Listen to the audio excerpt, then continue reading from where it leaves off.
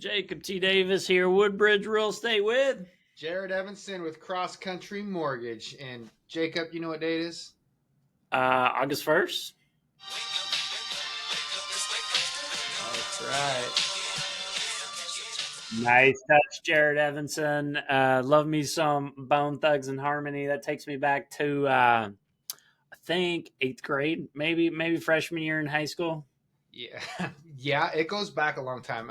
Funny story is I get one of my old coworkers sends me that music video every month on the first of the month without fail. He sends it to me and another coworker, Andrew, and shout out Marcus Anderson. You're the man. Thanks for the reminder every month. I don't know if there's a better way to start your month than with a little Bone Thugs. You know what I'm saying? Yeah, that's true. Yeah, it's also though like this month. It's a good reminder that it's already August. The summer is most of the way over. That's weird. Um, or Yeah, football starts this month. That's cool too. that's great. Summer flew by. Um, Looking forward to kind of getting focused back into selling some real estate. So I pulled some stats. I was just curious. I was looking at it on where we're at in the market in Pullman specifically. And for August 1st, we have 91 homes on the market compared to 41 back in December of last year. So thought that was interesting. We're basically double the listings. There's 23 pendings though compared to 13 in December. So that's kind of interesting. 148 properties have sold compared to 109. So even though we have a lot more listings on the market, we have more homes selling. That's like Um, really healthy. I feel like it's a healthy market. I think so, considering like Pullman, we've kind of had a lot of bad news, I would say, in Pullman with the university, the Pac 2, Pac 12. I mean, it feels like it's been a challenging market, but stuff is still selling. Um, Average days on market's 45 compared to 41 in December. Average list price has actually gone up, 430 compared to 425. Average sold price 421 compared to 417. Most expensive home that has sold is 1.2 million. Most expensive property that has sold, which was an apartment complex, was 2.2 million compared to 870,000 in December. So thought that was interesting. Yeah, I like those numbers. I think it's good for buyers and it's good for sellers. Like if you're a buyer, there's stuff to look at. How's You, so what's going on in your world with interest rates? interest rates. They're great, like compared to where we were sitting a month ago. So, um, a couple things that are real big indicators for interest rates is recently the big talk has been inflation. And the reports on inflation earlier in the year weren't coming in where we wanted them to, so rates weren't coming down. For the last couple months, we're starting to see what we want with a little we'll call it flattened inflation, or the inflation isn't going up as high as it was, and so we're getting better news, which is in turn pushing interest rates back down. Um, we're really close to seeing interest rates start in the fives for like your government loan. In fact, you probably get rates in the fives right now on VA and FHA loans, and your conventional stuff starting to get into the mid sixes. So like, which is a great trend. It wasn't too long ago we were in the sevens and seven and a halves, and I'm talking very short term ago. So we watched the 10-year U.S. Treasury yield to really kind of is one of our biggest indicators, and that fell down below 4 this morning. It fell down below 4. We weren't really expecting that. The further down it goes, the better it typically is for interest rates. So we are headed in the right direction. I think lower interest rates are finally ahead, and for once, the data is supporting that versus just the hopes and wishes. Yeah, it'd be nice to get some more buyers into the market so we can sell some of these properties. Um, in the market right now, I mean, July is always kind of slow in Pullman, slower. A lot of people go on vacation. I am feeling people coming back to the market right now. Kind of, kind of when school is starting back up, people start looking again. Interest rates, people are, I think, optimistic about interest rates dropping. So I think we're seeing more buyers in the market. It was feeling like the only people that were buying had to buy, like moving to the area, had to buy. Not as much people moving up kind of buyer. But if we could get some help with some interest rates reductions, it we get some more buyers interested. You know what gets unlocked as rates go down is, because you're completely right. It's the buyers that have to buy are buying right now, but the buyers who are locked are those people who are in those 3% and 4% interest rates, right? And the closer that the rates today get to those numbers, so once we get into the fives, the people who are in the fours are less hesitant to sell and buy something else because that difference isn't as bad, right? Right. When rates are at seven, someone with a four doesn't want to go buy something else because their payment shoots up so much. But if we can get those rates down to the fives, it's not as big of a punch in the gut for them to sell their house and buy something new, and that's going to unlock a whole new set of buyers. It'll unlock a lot of move up buyers who can now stomach the higher interest rate, sell their house that might be an entry level home, which is going to get more first time home buyers into houses, and that move up buyer going. So as we see this, I think we're going to unlock a lot more buyers too, which is what we need and what we want. And then it's going to open up inventory for our lower price range first time buyers. So it'd be great. Yes, that sounds amazing. Um, we I sell in both Washington and Idaho. Pullman and Moscow are, my two main markets. And so Pullman, Whitman County. So I sell Pullman, Colfax, Palouse, Garfield, year old stomping grounds. Yeah, baby. And Endicott. so it got was a and so Pullman has felt a little bit slower almost than Colfax, Whitman County. I think it's price point. In Colfax, Whitman County, you can still buy homes under 400,000, whereas Pullman, you barely buy a trailer, under 400K in Pullman. But Moscow still seems like kind of a hot market. It's not as hot as it was, but um, I get a lot of buyers who just won't buy in Washington State. They'll just won't do it. So, and it's also cheaper to build in Moscow. Oh, It- yeah. well, I mean, for the construction costs because they don't have the ridiculous energy code. Yes, I said it. Ridiculous energy code in Washington State. Um,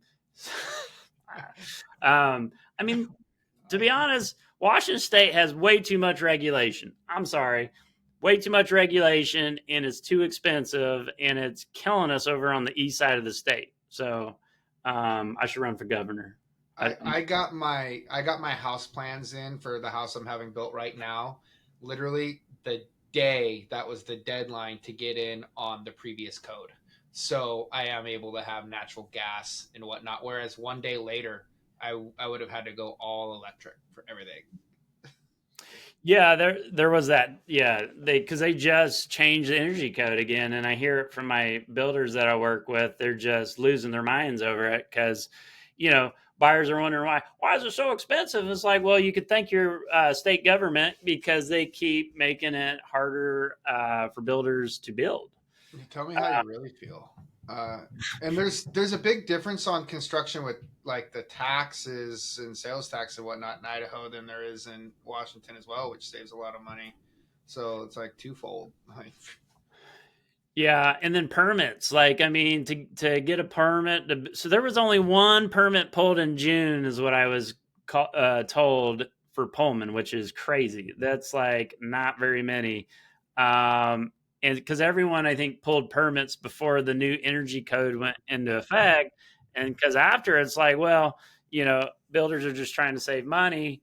But I mean, that's crazy. One permit pulled, and permits are like 10K. It's like, why does a permit have to cost $10,000?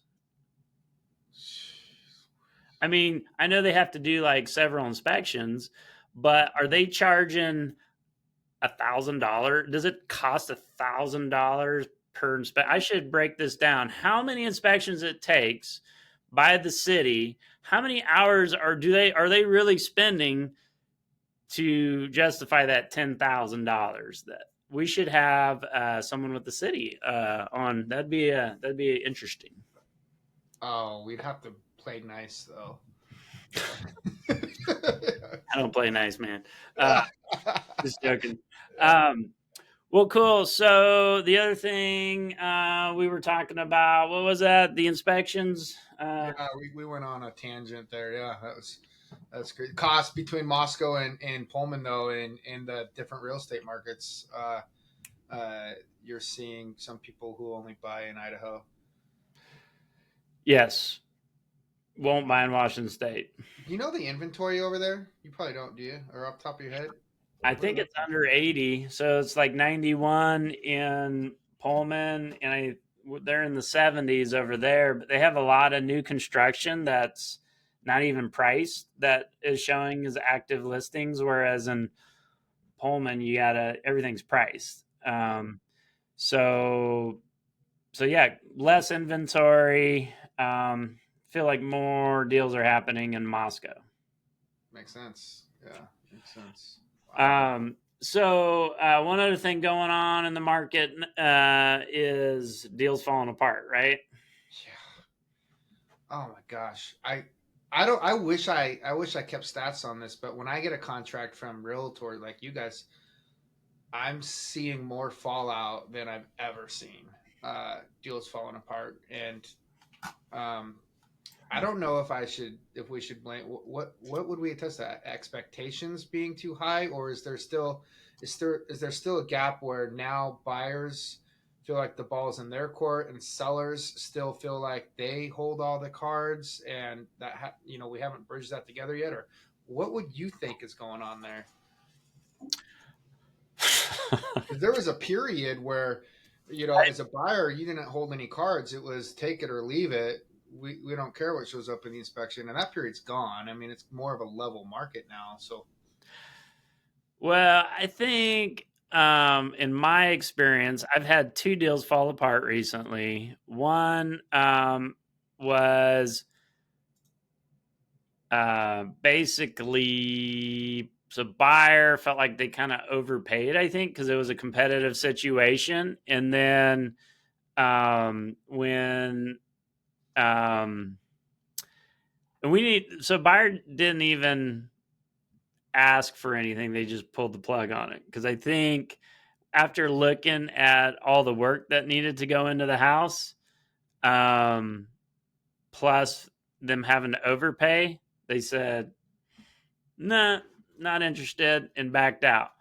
Um, and I think a lot of that has to do with interest rates. Like, I mean, when you're, you know, at 4,000 a month for a house payment, and then you got to put another 20 to 50,000 into the house, buyers just lose their motivation. It's just everything's so expensive. I mean, this was a $700,000 house. Buyer pulled the plug because I think, for one, they felt like they were overpaying already, and two, they just didn't want to spend the extra money to then fix it up.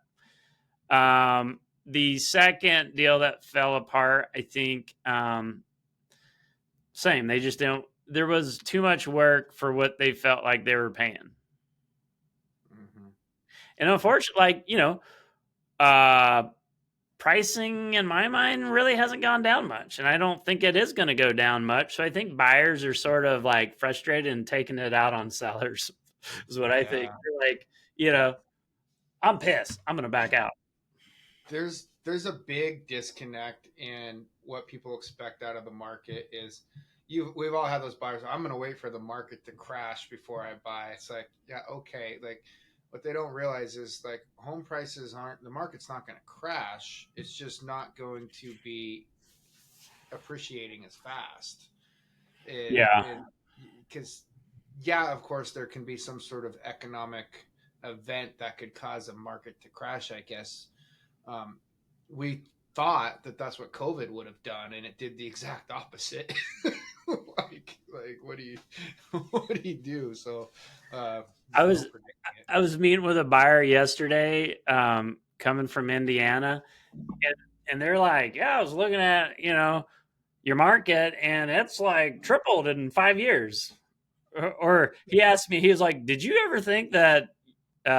Were you surprised by what your market has done here?" I was like, shocked. Like, who would have thought pricing would more than double? At least double in 5 years. That's crazy. Oh man, you know how many people I know that were like, "I'm gonna wait for the market to cool down." They didn't buy, and it's been 4 years. They still haven't bought. They were able to, but they could have back before. Like how much regret they might have about just not buying the house. Just like it's crazy, but uh, it We should also. on our next video we should get t-shirts that say no regrets, but misspelled. Dude, that's so funny. Somebody just on my Liberty Lake community Facebook page yesterday said looking for a tattoo artist, and I took a picture of someone with that tattoo and posted and said, I just got this one for $20. Let me know if you need their contact. And said no records. I Funny. know. That's a good movie. Yeah, Well, cool. So I think that's about all I had for real estate related stuff. Coug stuff. We got football season coming up. I'm excited about that. Are I'm you so gonna go to any games this year? yeah. I think they got me doing the coin toss for the first game. Uh, so they're getting that out of the way. That'll be cool. Oh wait, no, no, no. That was for a Pee Wee football league game. Yeah, Uh, I plan on coming down quite a bit. I'm stoked. I think it's gonna be a fun season. Take all the Pac-12 mess and put that behind us, and let's just move forward and work with what we got and go win some football games. And the thing is I think we have a good chance of winning still. So I think we're gonna go undefeated, yeah. and I think we're gonna go to the national championship. All right, just joking. Hey, we could go undefeated this year. Yeah, well, we still have our bowl game alliances, so uh, if we win, I mean, we're going to be obligated to go somewhere good for for a game. But I honestly, as long as we beat the Huskies and we beat them good, I'm going to feel great. That's all I care about. I mean, obviously, you want to win more than that, but that'd be cool. Uh, there was a cool video that came out.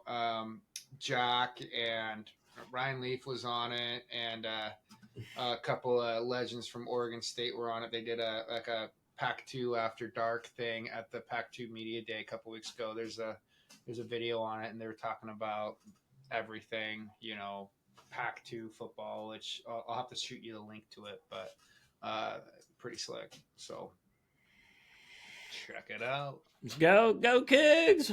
Well, Yep. cool. That's all I got for today. Just kind of want to do a first of the month market update. I think we should hit that on the way out. Let's do it again. Let's do a first of the month update next month too. September. Yeah. We'll actually have to plan that out. Do you remember? Oh no, that's this one.